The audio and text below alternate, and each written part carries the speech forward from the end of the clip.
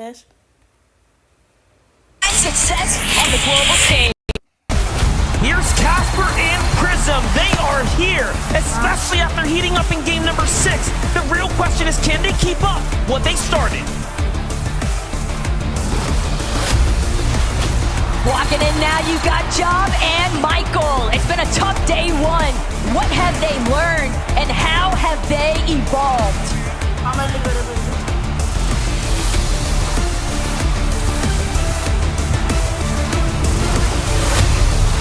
Hold on, it's CCB and Nathan. We know they're known for their consistency, but who would have called them being just inside the top 10 after day number 1?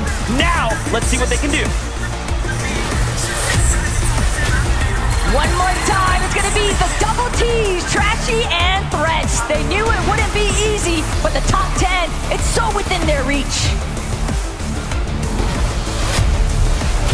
Coming in hot is Skrull and Sky, the Danish duo that have had their biggest task in front of them right now after closing day 1 right inside of the middle of the pack. They know it's time to pick up the pace. They've got 6 more games to make it happen. Let's get after it, Kadu and Sion. It's none other than Bugha and Aviv. 2 out of their 6 performances were stellar. And if they can find that groove again, we can definitely see them up at the top.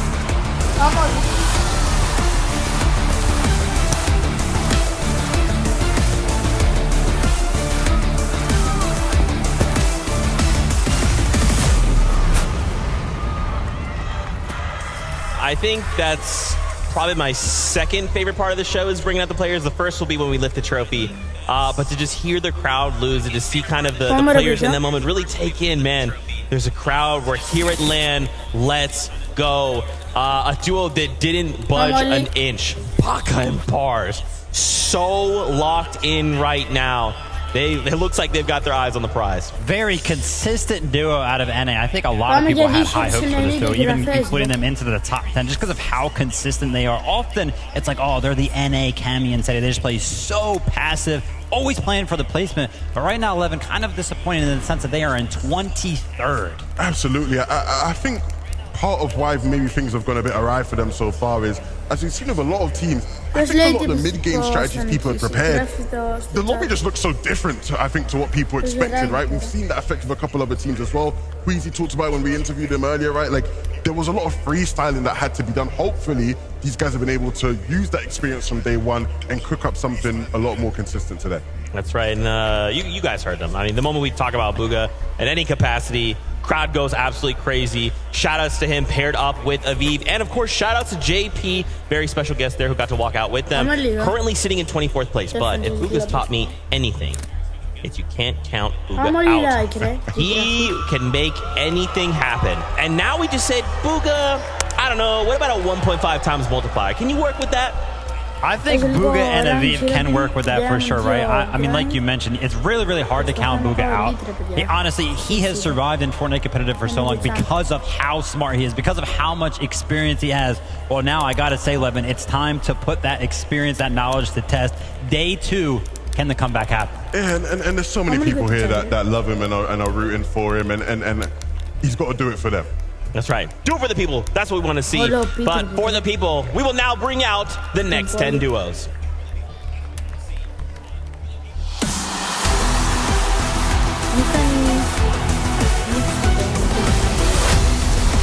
Epic Whale and Muzz know what it takes to win, and today it is time for an all-star performance.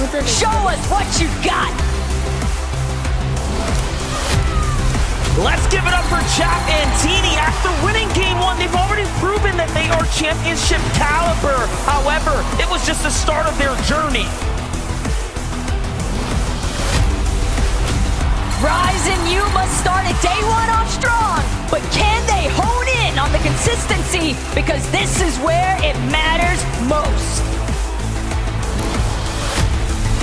Ping and Watts, ladies and gentlemen, they began surging up the rankings here in day number 1. And if anything, the rest of the competition has to continue to go that way for them. It's been a lot of growing pains for Danath and Tinka, but you can't count a fresh start.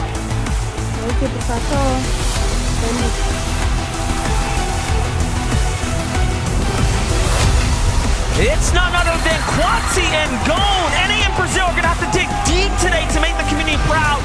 This duo has shown that they can win fights, but now they need the placements. Si se puede, Clone and Kramsu. Their next move is hopefully going way up on that leaderboard. It's double trouble. We have Reet and Ritual closing the day out in 25th was tough. But now with the 1.5x multiplier, can Reet and Ritual find the strength to pop off? A massive welcome back to Reason and Madeal. Can they crack into the top 10 for day number 2? Batman, Booga, and Rapid are in the building. Everyone is wondering, how is this team going to adjust? And can they actually prove that they're one of the best on NA? Not bad. Nesta.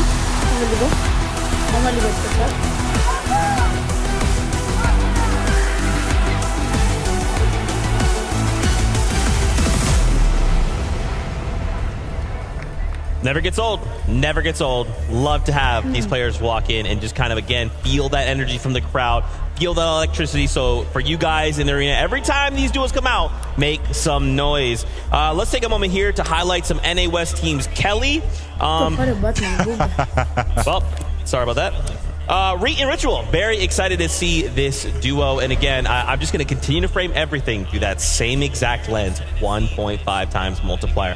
What can we expect from the duo coming into the competition for day 2? Something that we touched on a little bit earlier, Levin, right? The fight that's going on all the way up north between Reet and Ritual, Kyoto.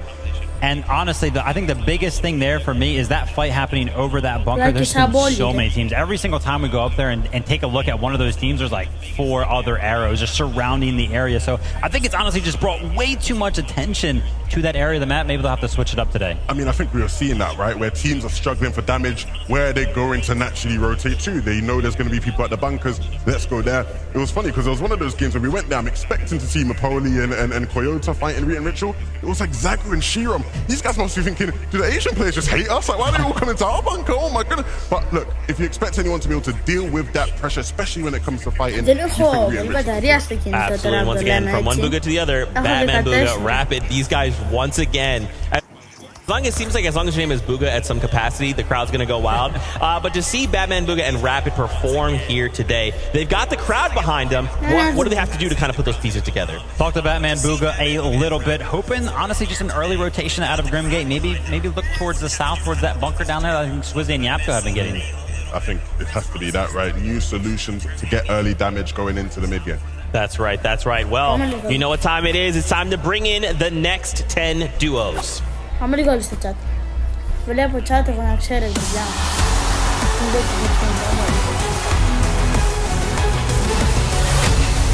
No matter the odds, Swizzy and Yapko are ready to run it back, but they'll need more victory royales if they want to get the job done. The pride of the Middle East, Adapter and FKS. Game 1 was the round that determined the pace for this team, but then they lost the steam. Can the Middle Eastern Pride make a big comeback today? Hello again to Trulex and Chicho. The foundation is there, but they've got to build up if they want to reach a global championship.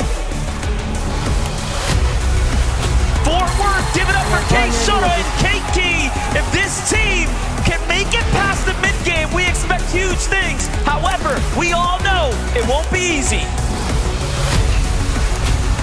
They've had a day to work on their chemistry, but regardless of the outcome, Chiefs and Chris, you've got the hearts of champions.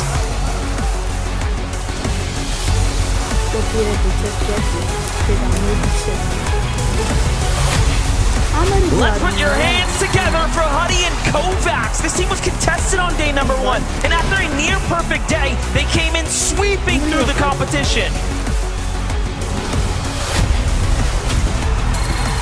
Dukes and Sphinx found their footing in day number 1, and maintaining their consistency will be a big step in the right direction. all the way from Japan, it's Bobby and Larpax. They have their work cut out for them here today. Will some of Asia's best be able to step up to the challenge? After taking the night to review, Aspect and Kazi have hopefully developed a strategy to turn the tide back in their favor. It's your boys, Acorn and Cold. They had a spectacular day one performance, placing in the race for a trophy finish. But let's see if they can close out strong now. Cold the fuck with.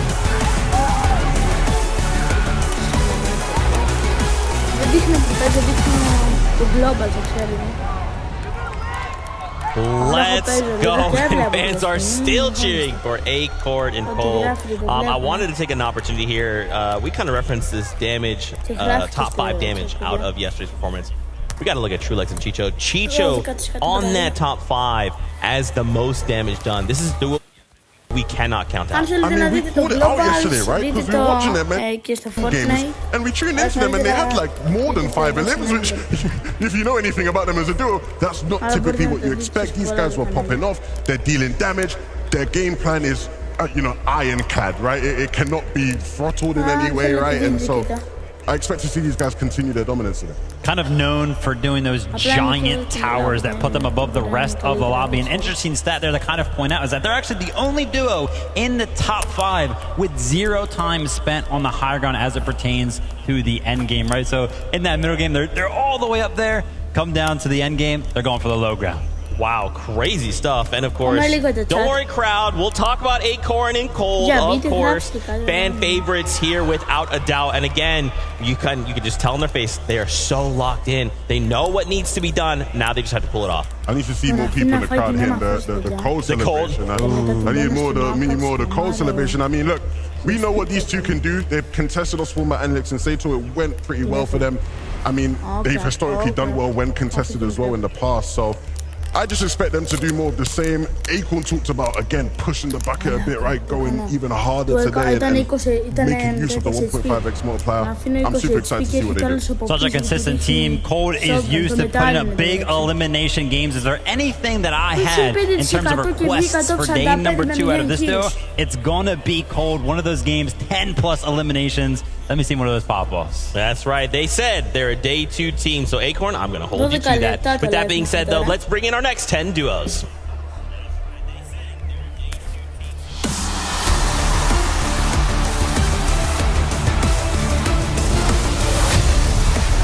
They're starting the day off in 2nd place, but Queasy and Thomas HD have only one goal in mind, and that is to break the curse. Put your hands together for Koyota and Mipoli. This Asian powerhouse has their work cut out for them today, as they have proven to be the best team in Asia for day number 1. Experience gained is never a loss. Let's see what Shadow and Virgo have in store and what they've learned since day number 1. Gears and Shari, everyone, after the 18th place finish. We'll just have to see what this team can do, as they have a bit of a way to go here in day number 2.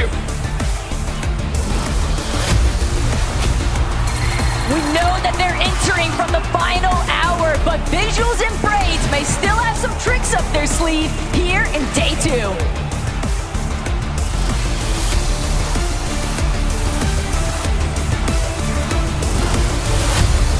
Agers and Rise, after being surprise contested, this duo still managed to find their stride and close out with an impressive 11th place finish. What can they do next? We know they've been hitting the bonds and looking to review, but now it's time. Janice and Pixie, they're ready for the fresh start, but can they break through? Coming in hot, it's Ed and Persa. The Brazilian fans will need to come together for this duo, because they're going to need your energy if they want to make a top finish.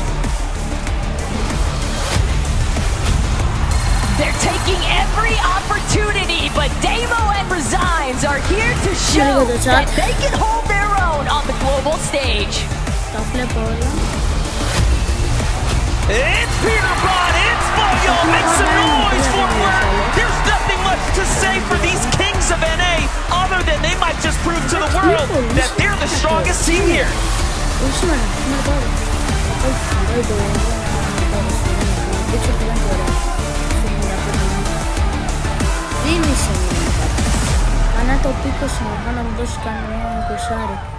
Man, I feel like the Dickies Arena was not making nearly enough noise there for Peter Bot and Pollo. I'm a little bit disappointed by you, crowd. Just like a little bit. They're still waking up. It's fine. It's fine. You're still with Peter Bot and Pollo? They'll get there. Maybe with the last 10. Maybe with the last 10. Man, Thomas, HD, and Queasy, though. We kind of talked about them at the start of the show. I want to talk more about them with them now being super locked in. Look how locked in. Look how locked in they look. Look at Queasy. You know, there's a 4-letter word to describe what that is, you know? A-U-R-A. Aura. Straight aura right there. Look. He said all that needs to be said about what they need to do today. I want to see them deliver, man. Queasy's come close in the past. Thomas has come very close many a times. I want to see them get the job done today. Yeah, Levin, you mentioned it, right? They did mention what they need to do today, and I think the quote went a little something like, what? Get height? Don't die. You guys are tripping me out here. All right, crowd, let's hear it for Peter Bot and Pollo. There it is. The duo in first place, looking to hold on to that lead, but can they do it? This is a new day. Anything can happen. And again, 1.5 times. A lot of pressure. I would say a lot of pressure has to be on the shoulders of both of these players right now. Such a big lead. Game in number 7, I think, is going to be telling. Are they going to use it as kind of like a reset game? Are they actually feeling nervous at all? I've got no idea. I would be nervous. I don't think they're feeling any nerves. Okay. I'll be honest. I think it's like when you're Peter Bot and you talk as much as you do, but you're seeing the results come through. It's like, why be nervous? Like I'm saying I'm the best. I believe I'm the best, and the results show I'm the best. So why would I be nervous? Can't argue with that. Can't argue with that. Well, crowd, we've only got 10 duos left, so you need to make some serious noise for our last duos.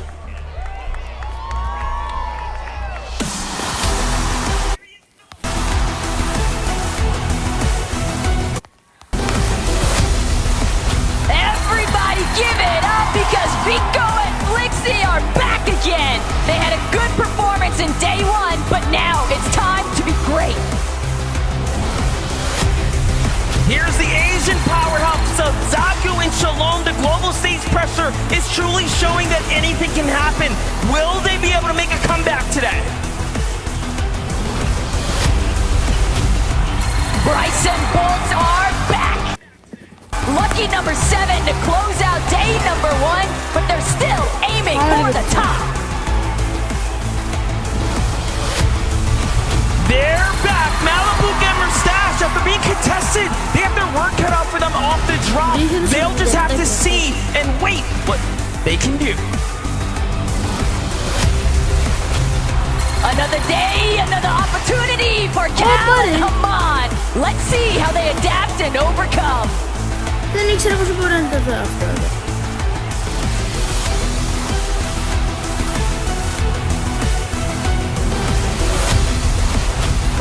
welcome Paper and Victor V. The fans know him, the community loves him, but they need to step it up if they want to have a trophy finish here today. Still here, ready to make Brazil proud. King and Phaser. They'll have to fight their way back into the conversation, but they're ready.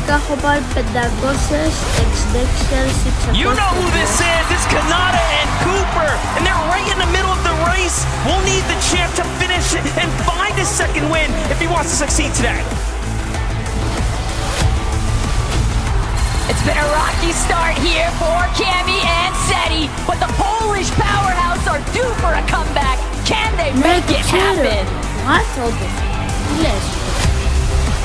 Let's give it up for Clix and Vino! Meditation, preparation, resilience is what this team stands for. The fans are rooting for you, but how far can you push it now? ripapalo. Quando si saldi. E si mette. Perché non si seccano? That is the kind of audience reaction I want, and that is what I hope we continue to just do that for the rest of the day. Shout outs there to Clicks and Ven at the very end. Hanging out with Max from Make-A-Wish. We got to hang out with JP and Max.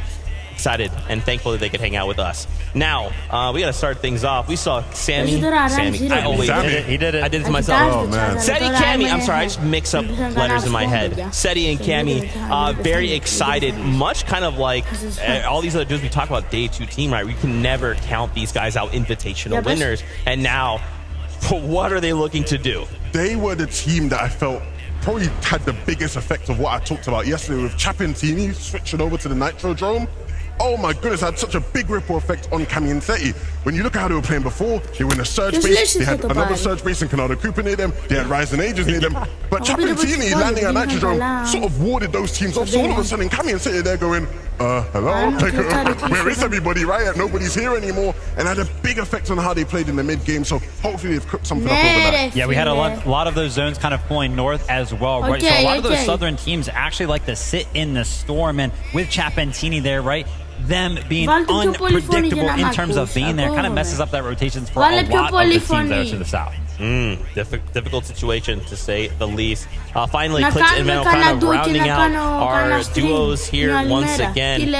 They've been hot and cold, right? And they've kind of been put into these situations where they've been in these shambles situations. However, they've had time to go back to the drawing board. What do we expect in day 2? The drawing board, I'm happy that you kind of brought that up, Zeke, because if there was anybody that was hitting the VODs, hitting the replays, looking for something to exploit, it's the guy right there on your screen. Veno was looking for something. Levin, did he find it? I mean, I hope he did. I hope he did. I mean, you guys are going to have to show him some more luck. Can we make some more noise for Veno? There we go. There we go. Look. These two, it's been a tough sort of tournament for them because coming in, they were the favorites for a lot of people, and understandably, things look so clear-cut for them. The switch up and being contested makes things awkward, and so hopefully now they've sort of got more of an idea of how they need to play with the loot they have and the timings that they have coming out of that spot, but I can't imagine it'll be easy even today. Yeah, no, I mean, crowd, you guys absolutely need to be cheering on Clicks and Veno. You can see it on Veno's face. He's locked in. He's here on a mission, and now they just have to execute their plan. We're getting closer and closer to kicking off day number 2. As we kind of prepare ourselves, is there maybe something you guys are hoping to see here in game number 1? Is it some crazy strategy? Is it, let's just all fight, everybody go 5 beat about Pollo, try and shut him down, let's have a normal game for once? What is it? Man, what do I want to see throughout these 6 teams in general? I just want to see some good for them. Right? There were moments yesterday, I think one of the biggest ones that everybody's kind of been pointing out is the Swizzy 1v2. Heck, let's have 1v2 in every single one of the games today, right? Keep those end games spicy. I mean, me personally, I ain't praying on their downfall or nothing, right? Okay. But it would be nice for Peterborough and Pollo to have a slower start so we could have more of a competition. I'd like to see it be close by game 12. Okay, all right. I think that's fair. I'll just rewrite the script super quickly before we do that. But Fortnite fam, it is that time. Game number 7 is prepared for us. So let's send it on up to Monster D-Face and the best taco to take us in. Yeah, listen, I'm with you. The script, we gotta go ahead and adjust that bad boy for day 2, of course. There's 6 more games here. Yeah, and exactly. And I mean, I know it's really easy to get caught up in that point disparity that Peterborough and Pollo have established. But again, the 1.5 times multiplier makes anything possible. And we've already heard a couple of pretty popular duos. Some strong teams say that they're ready to challenge here in match 7.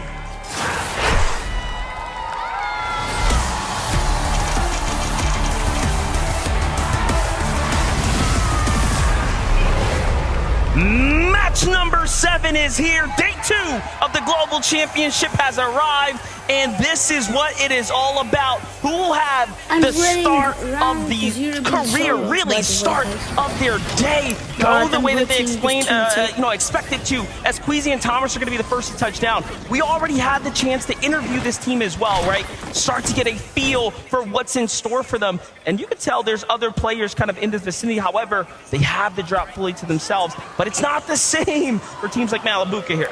Exactly. Restored Reels has definitely been a pretty popular hot contest here between Malibuca, Merstash, and the Power Boys from Oceania, Alex, and Worthy. Worthy, though, managing to find a shield potion off rip, could definitely bode fairly well. And surprisingly calm start for both of these teams. They've got enough distance between them that they'll both have an opportunity here to loot things out and see how that next engagement really goes. Much different than what we saw in days previous. Meanwhile, Peterbot and Pollo also seems like there's a little bit of a different strategy going down here. Yesterday, Peterbot and Pollo would have already probably had 2 eliminations come the drop here. However, they are still at 0, but jumping on over to that conversation of Malibuca and Merstash, game 1 jitters, more like game 7. However, things are off to a fast start for Power Alex and Power Worthy. They get the tags and they find more onto Malibuca. Already, it's looking excellent for the Team Power Boys. Alex trying to do what he can, trying to scramble up behind Malibuca. Malibuca managed to put down a couple of metal walls just in the nick of time, but he's only delaying the onset of the ball. Alex first here in day 2. Alex and Worthy fully in control now of Restored Reels. Australia continuing to step up now. That's exactly what we want to see here.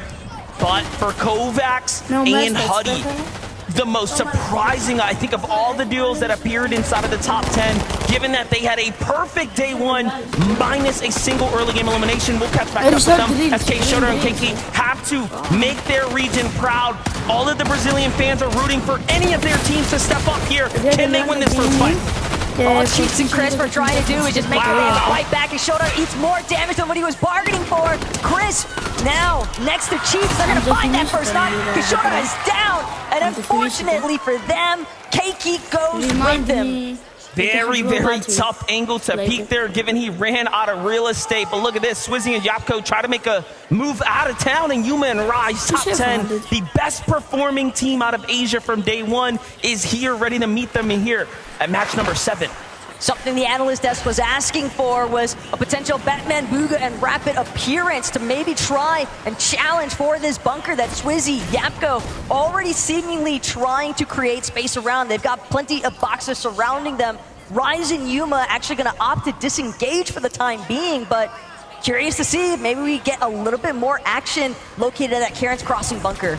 Yeah, I mean, and we've heard the insight, right? A lot of these teams are putting tons of respect on the Asian duos, especially Yuma Rise, K-Yoda, and Mapoli. Very, very, very strong duos coming out of Asia right now, and they have demanded and earned their respect. But jumping back into things here at the beachhead, Cold and Acorn are coming in, right? They obviously have their heads set straight, right? They had a great performance day 1. Finding their stride here is going to be super important, given that, I mean, there are those external pressures, right? Teams playing off the cuff, teams, of course, hitting the reviewers.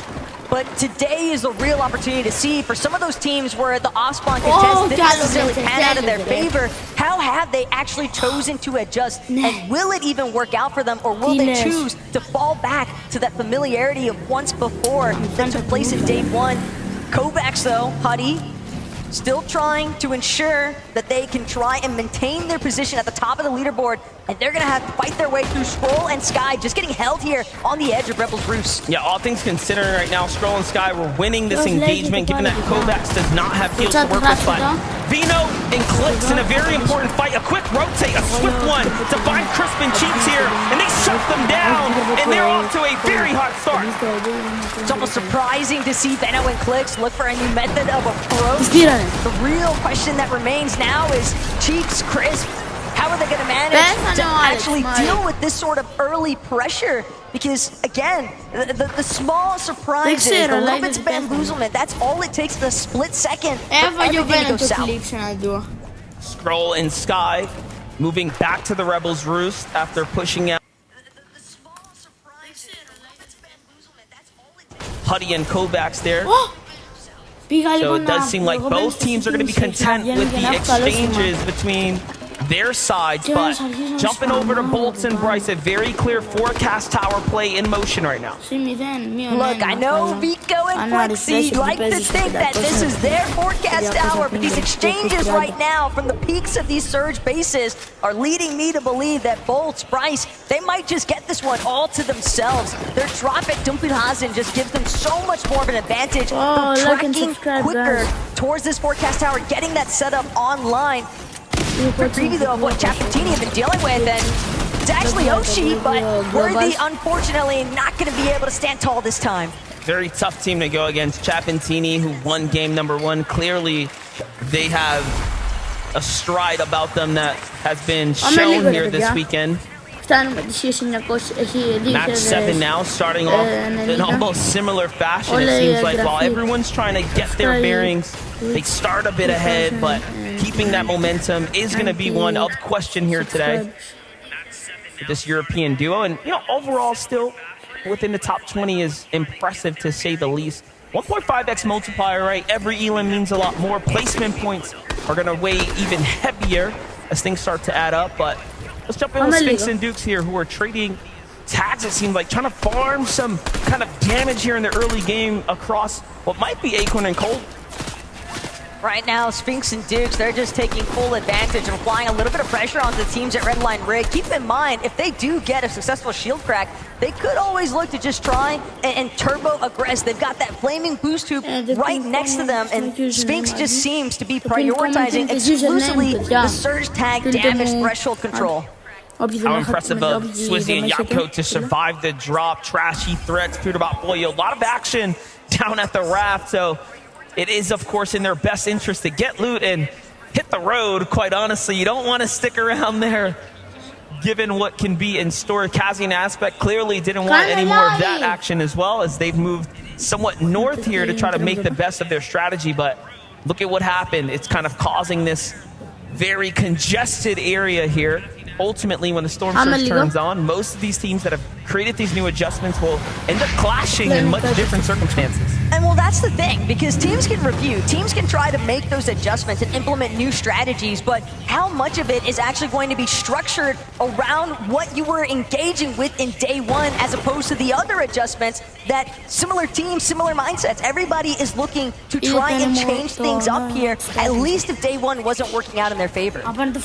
Yeah, Baka Pars, we saw finding some knocks there in the feed on teams nearby, but couldn't confirm their elimination, so their damage must be ranking up nicely. Meanwhile, Vico and Flexi have a bit of a position here over the opponents. Talk about fights for the forecast tower. The card is in the hands of Bryce and Bolts, whom are just outside of it, so if they want to activate it, they will have to fight their way through this duo. At the same time, though, Clone and Kramzu might be enough of a distraction factor. Bolts and Bryce are going to look to retreat just a little bit further east from where the forecast tower is currently at, but Vico and Flixie know that they've got the prime real estate currently. They don't want to allow for Bryce and Bolts to get a complete freebie for this forecast tower, but they might not have a choice, and even further still in the horizon, Thomas HD, Queasy, slight surge base on a hill just outside of Reckless Railways, but more importantly still, Thomas HD, he was on fire all day yesterday, especially with that Monarch pistol. And we saw moments where he was clutching up, perfectly timed there, back-to-back tags. This is the highlight you were just talking about, Taco. I mean, Thomas HD is a sniper with anything in his hands that does big damage. If it's got a scope, then Thomas HD is going to be an absolute fiend with that weapon. But Bugha, Aviv, another one of our team's big fan favorites here, of course, but also just knowing that they need to try and develop some form of a new strategy. Even bumped into Aviv in the elevator earlier on today here at MDF and asked him, hey, we looking at the comeback? And he's like, well, I hope so. And it could start here. They've already got one elimination onto Danath. It's just Tinka trying to keep his duo's hopes alive, but Bugha and Aviv, they struggled a decent bit with their surge damage, so this could be a big opportunity if they're able to pinpoint where Tinka is at. And they don't look like they want to let him go. I'm looking at the map, though. There's a team moving in very fast here from the south now, so other opinions are going to be thrown into the conversation here. It's Asia's, Job, and Michael who have now started sliding their way towards the Doom's Courtyard. So anything really can happen. It'd be wise for Bugha and Aviv to possibly make a move now, but of course, it's day 2. Strategies are being put to the test. But Job and Michael need to be careful with the way that they're crouch walking around that rooftop. Doom's Courtyard sitting at a slightly lower elevation than some of the POIs surrounding it. And there's a high possibility a team in a surge base happens to be looking around, see some freebie opened up shots. Players not protected from behind because they're too fixated on trying to get this surprise opportunity onto Aviv and Bugha. Here's Coyota, Mipoli, Kovacs, and Huddy. A lot of teams looking to set up an ambush at the moment. Gotta love this strategy here. We haven't seen too many big plays coming out the bush just yet, but doesn't mean even a top-tier professional won't get caught off guard, given that we've seen anything happen here on the desk. But there's just no foot traffic here, given that the zone is pretty far north, it seems, north-northeast-ish at the moment. Problem though for Kovacs and Huddy, since they were forced out of Rebel's Roost, they didn't actually have that time, that opportunity to properly farm out some of those much needed hard materials. Their mat count looking a little bit grim given the current circumstances. It's gonna be hard to try and control your own mid game. That materials to back it up is Ed, Persa tracking down solo in Nathan, but no backup this time in sight for Nathan. Persa on the move right now. Ed pressing hot on the walls here. Nathan trying to escape. It's not looking good for Nathan or CCB. Into the box. Persa goes with Ed. Well played for them, and the Brazilian commentators are popping off on the desk right now for the Brazilian region. You love to see that for Ed and Persa here. A lot of these players also looking for those confidence, the momentum swings that could make all the difference for these next few matches. Clear up day number 2 here. Chicho, just strong connections off of that Monarch pistol. Meanwhile, Vico, Flixie find themselves a little bit of an aggressing situation here onto Clone, but with a team that knows Reckless Railways as expertly as Vico and Flixie, the split approach, they've managed to sandwich Clone in between them, and it looks like Kramzu might also be caught in the thick of it, but I like this pincer maneuver technique coming out of Vico and Flixie.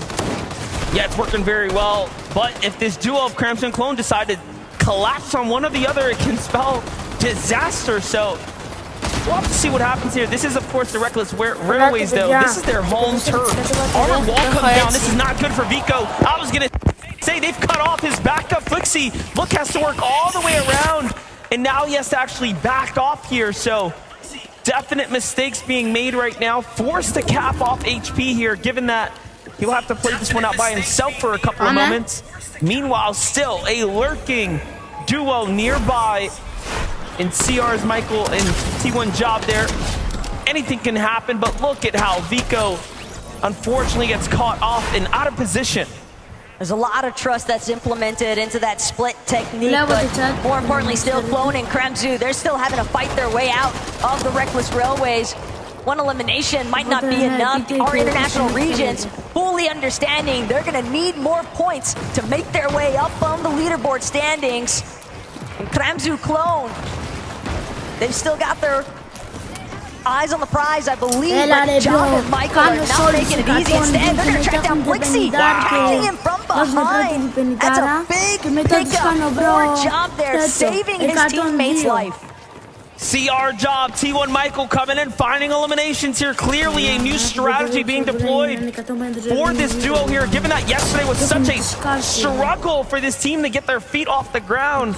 And now we're seeing a much slower approach as opposed to taking full-on head-to-head battles. Almost lurking between the major drops, trying to find fights that are in action, working a lot better for them now. But the bigger picture here at DF is that when you've got our third-place team going out this early on into the match, no placement points secured, And that is a massive deal because it gives so much opportunity. It opens the door for everyone else to try and squeeze their way inside of it. Kramzu back against the wall, trying to see if he can work this way out. But it's not going to be enough. Michael with the collapse. Clean elimination. And that's going to be 3 in total for Job and Michael. We're seeing why this is a team that had their dominating run on the region. Again, Asian duo coming up, really making adjustments to their strategy. It's one of the best parts about the Day 2 format that we don't get to highlight enough, right? The teams that come in and start to adapt is what makes it so crucial to really pay attention to what is changing around you. But for Peterbot and Pollo, not much has changed given that they have continued to key their way into the Rift Island. This time, they're met with a lot more resistance. It's about the weakest we've seen them coming into mid-game, and I mean, it makes sense. You have Zagu up top here with Shadow and Vidil and Reason here. Very strong teams, very low on the surge here for Pollo and Peterbot. I mean, everyone might just get what they've been looking for, a potential early exit here. Oh, that was a little bit of a whip there out of Pollo. Was probably hoping to fully connect, but Pollo, he finishes what he started, gets Reason in the process, but finds himself getting immediately gobbled up by Vidil. And now a serious 1-versus-1 situation, but keep in mind, there's so many other teams surrounding Rift Island. Peterbot, he's just hoping that he can get the revive off.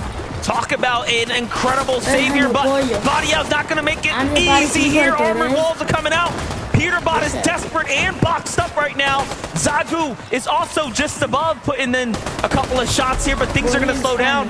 And just when you thought it was over, they get saved here. Peterbot and Pollo are back in. But at the cost of so many of their armored walls, Peterbot had to fully utilize practically everything he had saved up. And keep in mind, they still need heals. There's no shield, at least as far as Peterbot's loadout is concerned. Possibly Pollo is carrying a couple of small shield potions, but I'd have to guess not, considering that neither of them is able to recover. They're just trying to tango once more with Vidil, but he will not budge. Doing an excellent job here waiting for them. He knows it's still a 2v1, and Peterbot and Pollo are absolutely deadly here. Let's not forget they have the medallion, right? So they still have very much full awareness of who's around them, but the tags, they need more damage. They've run out of heals here. This is about the best case scenario for every other duo in the lobby if you want to win the globals, which we know very surely they do. Pollo, though, not giving up just yet. Still knows that there's a job to be done here. At this stage, though, another issue for Peterbot and Pollo is one of their only options remaining to exit Rift Island might just be take the Ascender down, but again, if they go for that launch pad, they might encounter even more resistance from the other teams that are a little bit more established, a little bit more healthy as well. But Pollo, Peterbot, they try to mark it off in the first place. They will break through the builds and manage to escape. Hopefully they don't get targeted while they're flying by. A lot of teams here in the vicinity now. Peterbot going for the dive down. Pollo trying to scout where's the best spot. They're below the surge. They're going to have to land and take a fight. It's all or nothing now. Peterbot tries to go for Dukes and Sphinx. And they go for it, but Peterbot gets knocked. It's all up to Pollo now. Everything lies on him to keep the train going here. He's going to find a lot of tags here. Just enough to keep his team in the win now. They try to box up Peterbot. They want to finish his duo. He's not trying to give it away for free. He's actually fighting with all of his heart here, and they're running for him, trying to steal his duo away. And he's going for it. But so close. Almost takes down Dukes as well in an incredible exchange, and first place is out. The runway is open. Respect the meat shield performance there out of Sphinx. He knew that he was already relatively low. He could absorb at least one shot and trust that Dukes would get the job done. But a massive upset here in match 7 as 3 out of our top 5 teams already eliminated. Thomas HD, Queasy, True Chicho. Now is your chance to surge upwards. Agers is solo at the moment inside the zone, but we gotta get the update here from Queasy and Thomas HD, who have been working their way up slowly, steadily, looking to manifest this global championships victory right before their eyes here. The tags are great for Thomas. Things are really starting to ramp up now, and we know what they're playing for, and that's that victory. We saw it in the interviews. They just want to take height. At this stage, if they've had a chance to witness what's been going down inside of that elimination feed, Thomas HD and Queasy exclusively need to focus on their own game, just playing things out as if it's any other match. Pretend like all these other teams in the top 5 are still in the lobby, because that's what's going to give them in the mindset to stay for their best performance. There's a lot going on right now, given that the zone's starting to develop here. It's not just high ground being held. There's also big names clashing all around us here. Take a look at how Vino jumps in, takes down Paper in the highlight. Possibly then Victor V back-to-back, but it wasn't over yet. He gets met with a crushing defeat to the hands of Quanti and Gone. And Flix died. The overhead view doing an excellent job at highlighting. There's practically nowhere left to hide. Everybody is stuck on even ground just about. And what I want to see, MDF, is whether or not Queasy and Thomas are going to be able to successfully make their stake on height. Trulex and Chicho box on the low ground directly underneath them.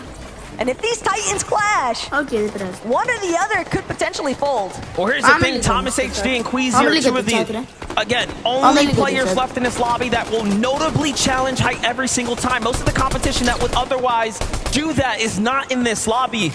I do anticipate a runaway scenario here. However, Brazil, King and Phaser hopping across, yet not even close enough to challenge up for high ground. So there's very little teams that would actually have the heart to go up, unless coming into day 2, they've decided to shift strategy. And that was a pretty risky jump forward as well from King and Phaser, because the way that Thomas HD and Queasy have been spraying at other teams, you've got the indication that they likely have an assault rifle, so it's a lot more difficult to make those jumps from the high ground off the Flowberry Fizz, heading towards front side of the next zone. But Sphinx, Dukes, we saw them shut down our first place team on the leaderboard already here today.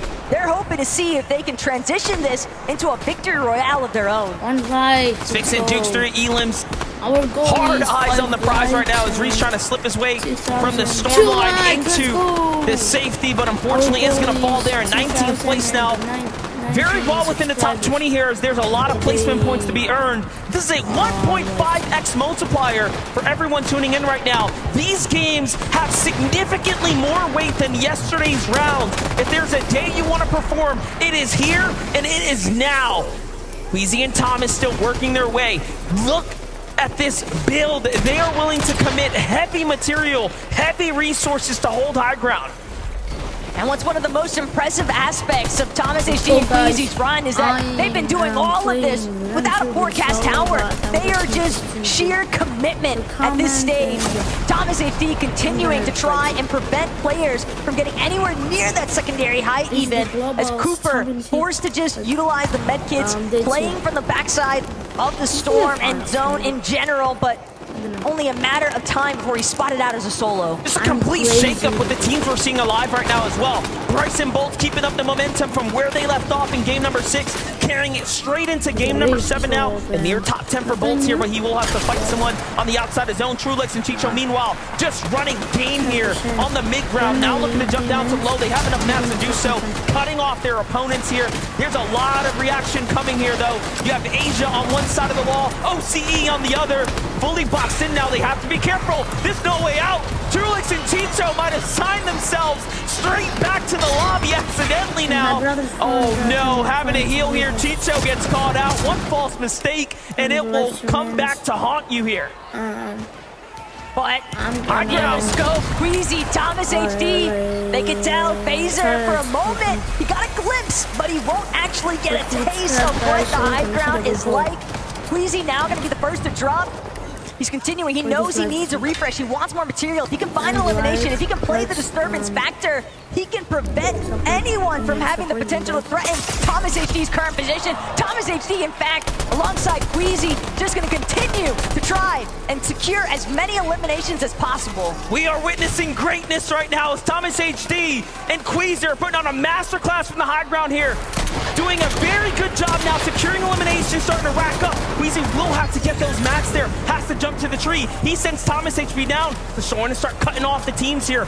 Completely new duos in the conversation as well. It's Zagu and King and Phaser now. That's all that's left in a clean 2v2 here. But the zone pull, Thomas HD and Queasy, they made it to the top of the hill. Phaser is going to try to find his way up. Thomas HD instantly puts him down. Queasy with the cleanup as well, and a victory royale finish. We expect it, and now they're performing from the interview section all the way in to the first match here of the day. What a way to keep up the momentum. And of course, you know what we're gonna get next. A word here on the floor, given that we wanna hear what's happening. Would you please give it up, your Game 7 winners, Queasy and Thomas HD! Woo! Boys!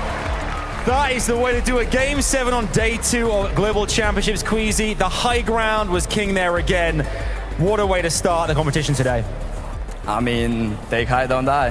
It's that simple. I love that. It's a man of few words, but you know what? They mean a lot. They pack a punch. Thomas, today as well, we see the likes of family in the audience, all these fans here as well. Fort Worth, make some noise for these players! I want to talk about how pivotal it was as well. You saw in the elimination feed, I think in the 6th zone, we saw Peterbot and Poyo go down. Did you know then you had to capitalize on that? I mean, Christians said, like you saw it in the kill feed, so yeah. Like, we just played our game. We didn't think about it. They were in the game, but doesn't matter for us. Let's go, guys. Look and subscribe. Now that you've seen the 1.5 multiplier making a massive difference today as well, look at the points. You've really tightened things up at the top. Do you go out the same way again? I mean, obviously high ground being really important there. How did the mid game change for you guys that time around? I mean, we will see. I can't tell if we're going to play high or not, but if the opportunity is there, we're taking it. And it seems as well, Queasy, that each time you guys get that high ground, you're the one sent down just to wipe the floor, get those eliminations. Thomas holds the high, and it's working really, really well. I mean, yeah. What is there to say? Like, we just take high and we win. There's nothing else to do. Like, we just need to perfect our mid game, and if we get into end game with good match, that's it. We're looking forward to seeing what happens next. Would you please, one more time, Fort Worth, give it up for Queasy and Thomas HD! That is the way to start a day 2 of FNCS Global Championships 2024. Loads more to come. What's going to happen next? We'll find out after this very short break. We'll see you in a few.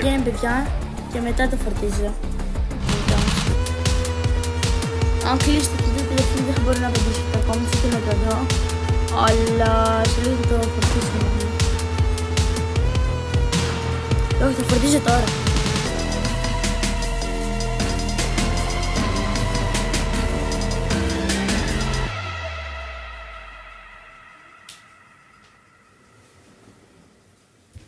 Let's go, guys. Let's wait for the next game. Start.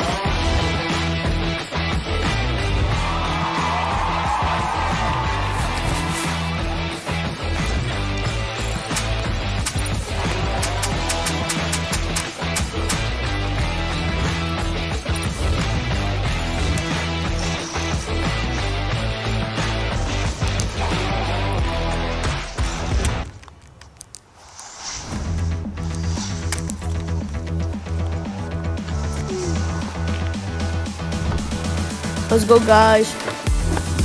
I'm not watching the chat now because I'm charging my brother's phone. Yeah, maybe I'm gonna try to get all comments now, so I can reply to you like 5 minutes later.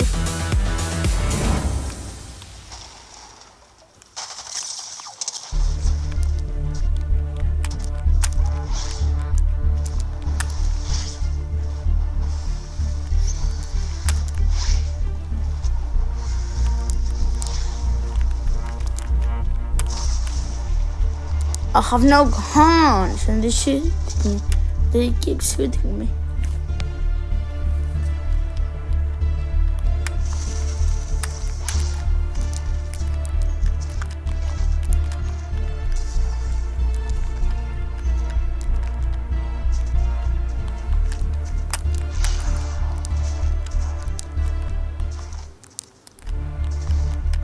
in the end of this game, I'm gonna see how many subscribers I have. Maybe another guy subs, and they have like how much is it? 2,090 subscribers. Hope. In this live, guys, I'm gonna be sending you like 2 or 3 games of the Global Championship. I can't show you all the Global Championship because it's many hours, 3 hours, like 2 hours. Yeah, because I have to eat and many things.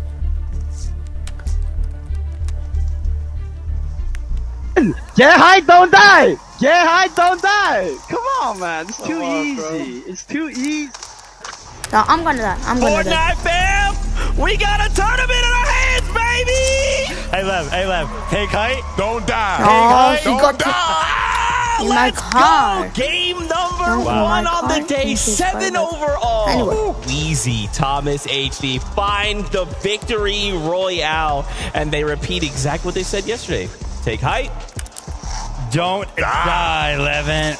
Levin. Listen, Queasy and Thomas. I mean, the high ground, right? It was working yesterday. They were getting a little bit of pressure, in my opinion, from the likes of Vico and Flixie primarily. But Vico and Flixie go down very, very early on this game. Queasy and Thomas maybe noticed that, right? And was like, listen, we're not going to receive any pressure from them, because what we noticed, Levin, was that they invested all of their match, so much so that when it came down to this 2v2, they almost had nothing left. I mean, you look at who have been the biggest players on height in the first 6 games.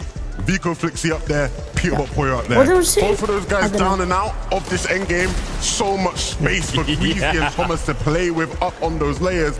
And it's just really great to see this from them, Vivid, man. And this is what I've been wanting to see from them all year. Right? We've always known Queasy to be this dominant high ground IGL. This year, he took a step back from that. When it matters the most, though, relying on what he knows best, playing the high ground. I don't know. I just cannot believe it as well. When we kind of saw, I love the way that Queasy kind of commits to that high ground. We kind of look up and it's just cones. As far as the eye can see, most players would just kind of do a few floors, maybe 2 wide. He's just like, nope, this is mine, all of it. To be fair, there's not many players looking up at it anyway. Yeah. But if you did, and you just saw 300 metal just committed to high ground, you're not even bothering to go up there. Vivid, are you seeing this? Do quick math for me, Vivid. This lead is a lot smaller than yesterday. 23 points now separate Peterbot and Poyo and Queasy and Thomas. The question was, how is anybody going to catch up to them? That 1.5x coming into full effect. A bad game for Peterbot and Poyo. Shambles up on Rift Island, goes down early after trying to land and fight to get back into the game. The other guy Queasy and Thomas, they mentioned it in that little bit of an interview right there. They saw it happen in the feed. They played their game to it, and now we've got a tournament on our hands. Yeah, absolutely, man. Oh, uncharacteristic game from Peterbot and Poyo. They look like they are working with scraps at times. But with Thomas and Queasy, not at all. And when I play with viewers, I will give you my crown. They're looking strong, in good positions to get surge. Thomas in particular, the Monarch pistol again, it is just relentless, the amount of damage this guy is putting in with that. That's right, and guess what? We actually have a moment from that last game. Let's listen into that game-winning moment. I'm not gonna be. We should remember their skins. We should remember their skins, yeah. They're dashing. 30 of them. Okay, we know their skins though. Yeah, Catwoman. I got a kill. One is big clutch. Disconnected them on the right. Not clutch. Yeah, that's just still Catwoman on the right. Yeah, I see. Here, jump. I'm going across. I'm on wall. I'm on wall. Yeah, okay. I'm on yourself as well. Yeah, I am. I did. We can get. Bring them. I don't have face. 60, 100 points. That. Nice. He's coming up. Going up. Yeah, I see. Thomas HD is playing. Crack. That. Behind you. 1 HP. That. If he's gonna win it, I don't die. Yeah. That's going to be so Absolutely amazing stuff there. Just to see them be excited. Levin, I want to double back. You talk about that Monarch pistol in hand. We joked about it at the start of the day. What kind of damage are we actually putting in with this? Let's take a look at the numbers. Who do you think is going to be leading with the Monarch pistol? Surprise. No surprise at all. Thomas HD by far and away just crazy with it. Again, if you know anything about Thomas HD and metas of previous years, it would have been the sniper rifle where you would have probably seen him be the leader. He's replaced the Monarch in that sense, and he's doing the big damage with it, and it's a big part of their success this weekend. Love that from you, Levin. Honestly, I saw a little bit of a shot right there that we were getting on the stage. It was Thomas and Queasy, right? If they actually turn around in their chairs, guess who's right across from them? Peterbot and Pollo. They were actually staring each other down up there, probably sharing some emotions right there. That's awesome. They're like, hey, listen, it's game on. That's right. That's right. Let's talk about Peterbot and Pollo here for just a moment. Very uncharacteristic out of the duo, right? They obviously had Medallion. They had mythic items in hand, but we kind of go up to Rift Island, and they are just in shambles at one point. No materials, no shield. Well, I'm so good with your pistol, you know, like, yeah, I'm gonna get my brother's phone and see your messages. Oh, it lagged. It lagged, guys. Once we tuned in with them when they were actually up there on the Rift Island, I think they were only like, what, 60 damage above? And usually that's like 400. That's literally what I was about to say, right? Where it's like, they shouldn't even have to rely on going to Rift Island to be getting their damage. Usually they are much higher. Before that, I think we're already seeing some changes in the way people are playing around that area of the map in the mid game, and they're clearly struggling with it. They're gonna have to figure things out, and fast. That's right. Third place, Trulex and Chicho just rising up the standings. They're holding that third place. And to think here, Trulex had to do this as a solo player. He had to play heals, but in those moments with this multiplayer, those placement points make a difference. Absolutely. It's exactly what you expect Trulex and Chicho to do. To be honest with it, a bit unfortunate with how that game sort of panned out towards the end. They were doing a good job on some of those mid to low layers. They get cut off, right, on low ground. And usually if you get cut off on low ground, it's possible to reclaim it. The problem was the team that cut them off used armored walls. So they're pickaxing through armored walls to try to get out of the storm. And again, they just lose too much time. It forces Trulex to use those medkits earlier than they probably would have wanted to. And that leads to the end of their game. A top 6 ain't bad, but that could have easily been another top 3 for them. No, but it was super, super good for them, right? Because coming into the day, remember, they were one of those top 5 teams, and we saw actually multiple of our top 5 teams go down. Those being Vico and Flixie went down early. Again, obviously, Peterbot and Pollo went down early. But another one was Acorn and Cole that also went down early. And I think me and Levin, we noticed something very, very fast that game. They were uncontested. They were contested for all 6 games yesterday. So that big switch-up could be affecting things largely. Those ripples making a difference here. Every little thing can change an outcome, but it is that time. Game number 8 is being ready for us. So, casters, on over to you. Yeah, it does seem like being uncontested now is starting to work against some of the favorites who are up at the top. Yeah, and for the teams that are having to essentially switch up their strategies, one thing we were noticing, you pulled up something rather interesting from socials. Swizzy even giving the shout out. I will seriously do my best today. So match number 8, let's see if he's got it. I'm gonna land like Castleton.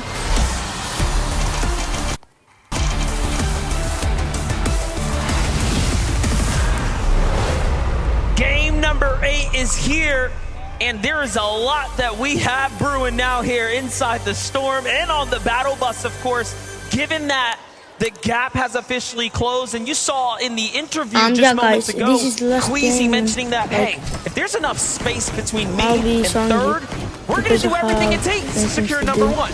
And that might be one of the worst things ever if you're Peterbot and Pollo. You almost have to try and block it out, but how much can you really ignore when you see the gap so viciously after a singular match because of that 1.5 times point multiplier? But drawing that conversation back to that little note that Vivid had touched on, teams that were contesting each other, they might have gotten very accustomed to having consistent damage. I think Acorn and Cold specifically, they were so directly in control of Brutal Beachhead, Enelix and Sato. They tried their best, but they realized this is not going to work out. We've got to completely revamp our strategy for day 2, and now it's up to Acorn and Cole to figure out a new game plan on the fly. Talking about that, even Huddy and Kovacs now have seemingly demanded their respect from Stroll and Sky, who have given up with the Rebels. Roost already moving out.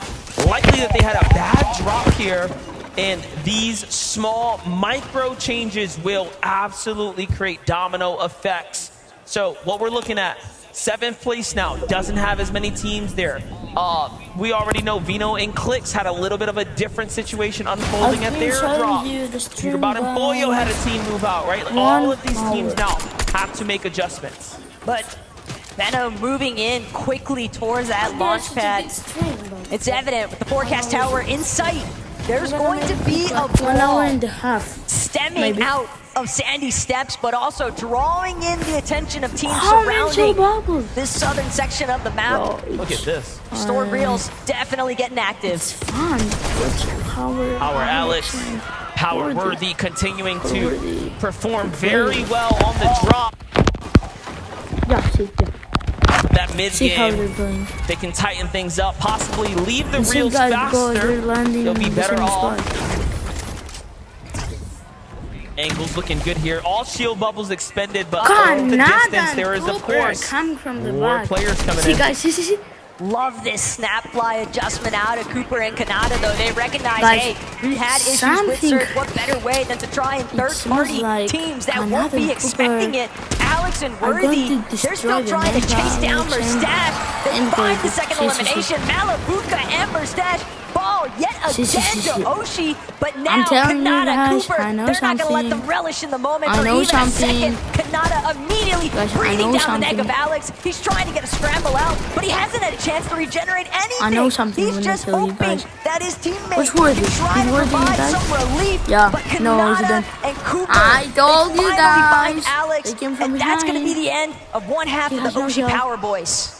And you can see Alex's only concern there was, let me buy time for my teammate to get out. We can still play this game.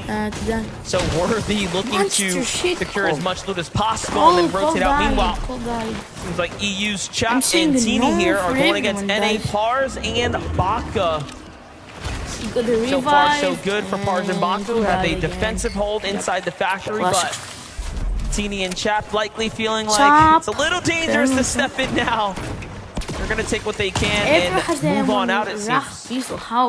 Teeny, possibly. Yeah, the new pistol. Reverting back to his old ways. His Chap next to him. Seems like they want to look to try and apply some pressure to any teams that might be for some easy fishing strats over by the dock next to the ship it station. Yapko and Swizzy on the other hand, popping up at the raft.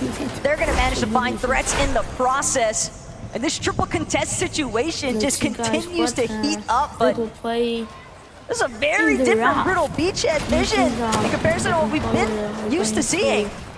Yeah, we got CowGamer, Haman here now. Up against Andilex and Sato. Nicely done for Haman. Finding Sato with a big elimination here. Now CowGamer has to win his ones. Going toe-to-toe for the shot there. Andilex extremely weak, but instead causing the backup and beautifully done. As Haman finishes the deal here for Middle East. And they're going to find themselves a wonderful set of eliminations. Now the drop is theirs. No Acorn and Cold. So clearly a rotate must have happened and a lot sooner. Dead, bro, dead. Both three players. They're not the only ones. In my logs? Countering some slight adjustments to the path and rotation strategies early on. Nico, Flixie. Or the flip. Next to Bugha and Aviv, but at the same time, some damage was clearly applied. I'm gonna charge my phone. Bugha and Aviv, I'm gonna speak you. Didn't necessarily get the chance to see, but Nico and Flixie are now inside of the cemetery, and there's a very high likelihood that they're just looking and waiting for the opportunity to make a play for the weapons bunker nearby. In German. What a quick highlight here as we walk away. Unfortunately, King and Phaser gonna be some of the duos caught out. Old risky play walking into a building and a team sitting in the attic. Yeah. Can you do? It's almost like how we saw Huddy and Kovacs sitting inside of a bush in match 7. I think a lot of these players, again, you don't really want to get messy. You don't want to cut any corners. You've got to make sure that you are checking every angle, proceeding with caution every step of the way. Otherwise, you might just find yourself off guard. Braids completely exposed. Huddy had the overhead view, but didn't manage to connect the shots. Let's go. Still like this angle here. Plenty of gas in the tank here for Huddy. He slides out. Visual and Braids put up a great fight. So far, Huddy opening the distance here, still keeping tabs on the opponent, making sure the teammate doesn't find too much of an angle on him. And then you have in the bush, in the distance, in the base, Muzz and Epic Whale just listening ever so closely. Meanwhile, Peterbot and Pollo making up for match number 7 here in match 8. Trying to farm and fish for tags, right? This is their biggest problem in match number 7. Now that they're uncontested, basically didn't get to get those early fights, right? Things have gone a little bit differently for them. It's becoming a lot more difficult. So same for Clix and Vena, though. They've seemingly been surrounded. We knew that there was going to be a lot of foot traffic coming through this area based off the forecast tower spawn, but with Peterbot and Pollo seemingly in full control of that, Clix, Veno, they're now going to have to choose a new method to try and establish some surge tag damage. And again, with Storm closing in on their backs, they could take their time.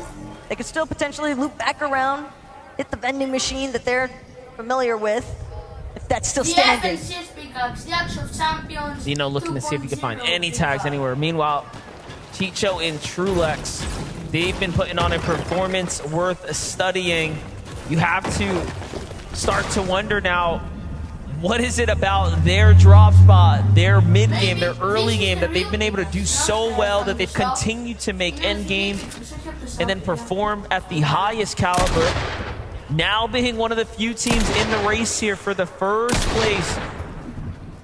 But they still have to keep it up. They've still been contested, although the team that's there has given them a little bit of room to work with. Meanwhile, a team that has a lot less room, Swizzy and Yapko, right?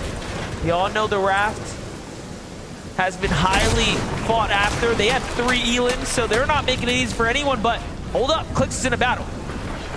It's Crisp on the other side of this box, but Clix, Veno definitely looking a lot more healthy than their counterpart, and sure enough, Veno is going to close this one out. That's another elimination, 12 points already. Keep in mind, that point multiplier doesn't just come into effect for the placements, but eliminations also being worth 6 apiece. It's a great way to climb.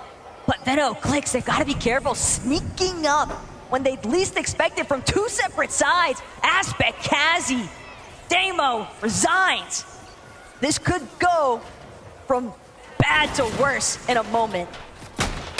Yeah, Clix already hears the shots coming out here, so they're not slick by any means. He does have a couple of splashes here, so being able to get their HP up is not going to be too much of a problem. Meanwhile, Veno looking to alpha up some positioning over Kazi and Aspect here. Trying to see what this team wants to do. Veno clearly doesn't want to stick around for too much longer. It's a lot of risk involved here. He does have a couple of med kits. And I like what he's doing, though. He's inching his way across here. Saying, if you really want to do this, we're going to do it box to box, mano a mano. And there's the loot that he was trying to secure. Now he has got max mats. And there isn't much more for him to worry about here. However, if they stick around too much longer, I mean, only trouble is waiting for them. At the same time, they've got to be really careful on how they choose to disembark and rotate out of here, because with so many eyes on, there is a high likelihood they could get tagged up in the process. And it's very nice that Veno was able to secure those max mats, because Clix having to build the entire way as they maneuver out of that location next to Sandy Steps. Take a look at the highlight here from Chap and Teeny. Strong EU duo, very consistent and for good reason. They take down FKS and Adapter there in a head-to-head engagement. Adapter still standing actually as we jump in live here, even after the save, but unfortunate now as they get fully finished. Trap goes down, the save's gonna come in, more shots from the distance here. It's Vico and Flixie hearing what's happening. Bobby and Larpex inside the base nearby as well.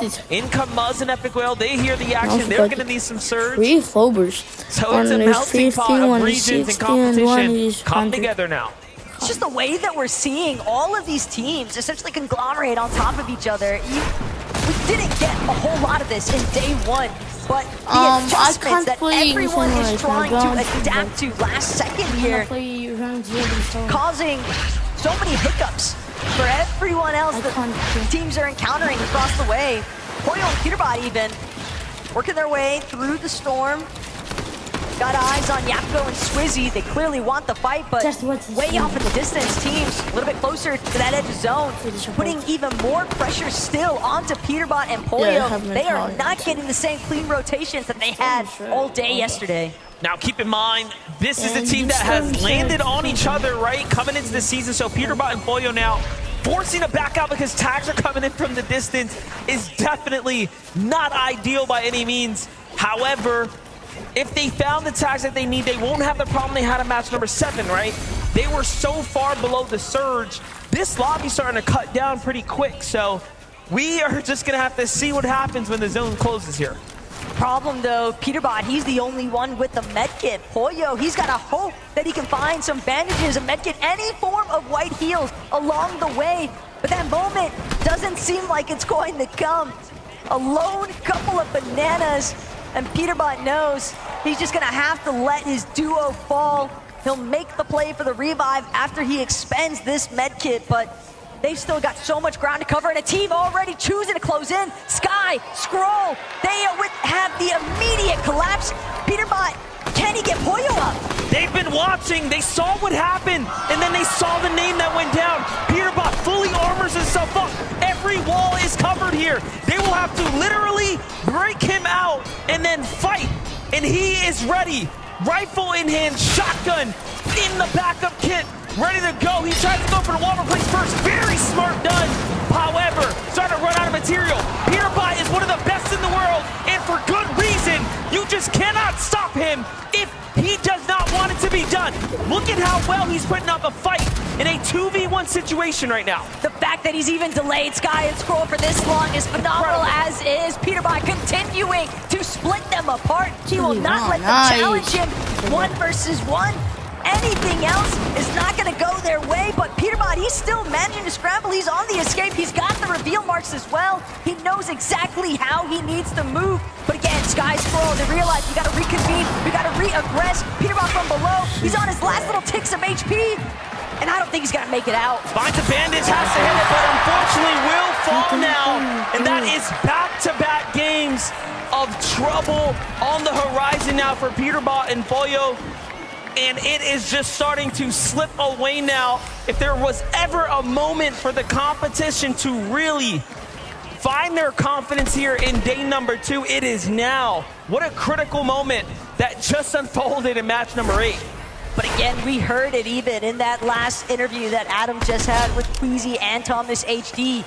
They choose to still play the game as if nothing's gone wrong. There's been no spoiler in effect for the first place team because they know their best performance is going to come from 0 distractions. Crazy to think that if the OCE team didn't rotate in at that time, he would have gotten the bandage off and we would have still seen something potentially unfold. But the reality is now, top 5 is going to shake up.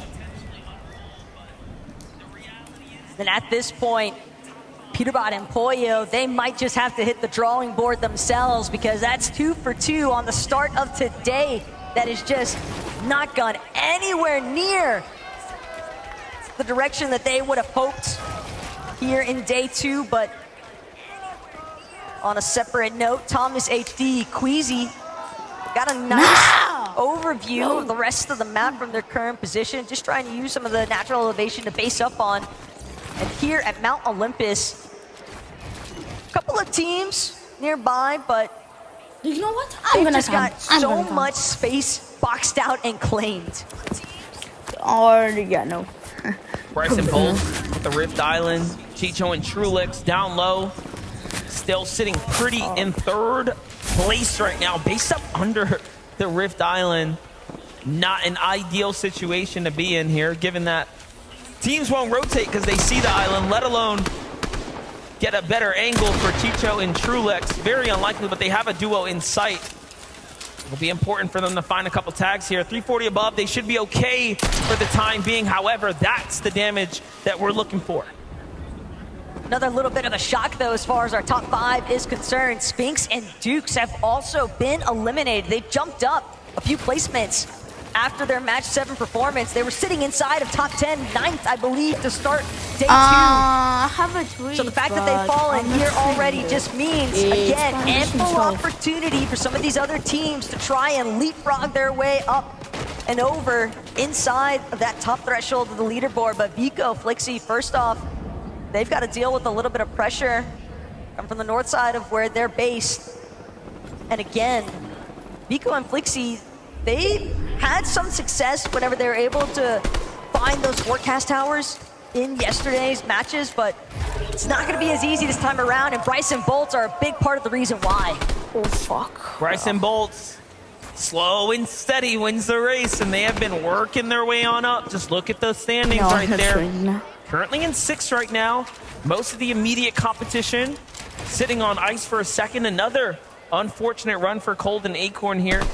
And they're a day 2 type of team, so really have to scratch your head and wonder what's happening over there. But Clix and Vino have a lot more to worry about here. Resigns and Damo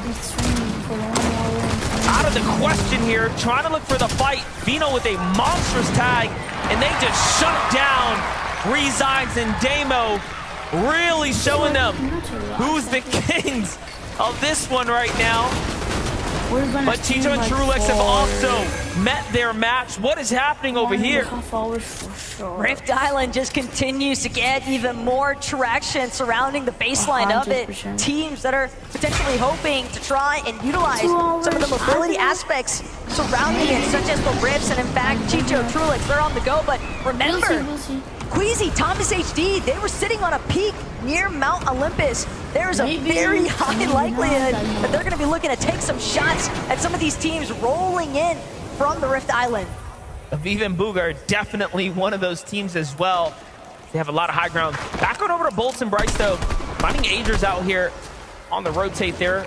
Very, very important tags, given that they are just 40 above the damage threshold. So just a couple moments before that starts to affect everyone here.